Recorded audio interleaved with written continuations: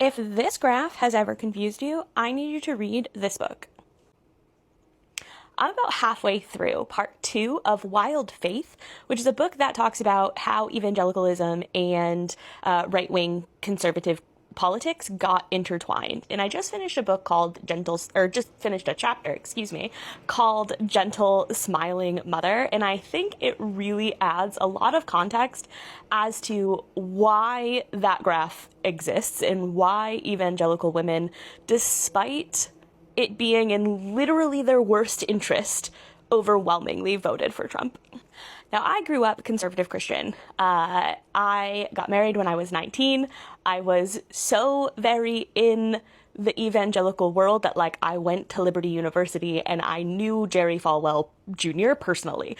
I don't say this on the internet ever. It's not a part of my life anymore. I really don't talk about it, at least online.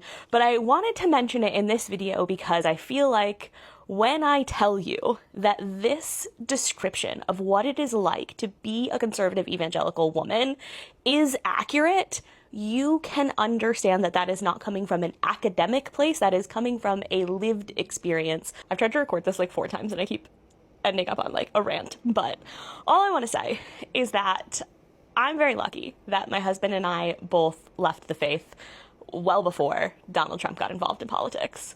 However, I think that if you have been sitting here confused as to why and how, especially evangelical women, because it seems so anti their interest to support somebody like Donald Trump, I think that this book is a fantastic read. I think it's a great outside perspective that does really represent what it is like.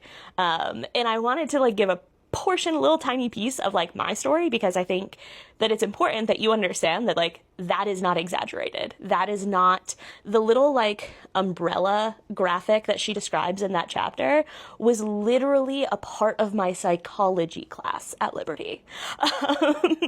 It was so ingrained in our overall education that women's place is so far beneath men, and yet we are responsible for everybody's purity.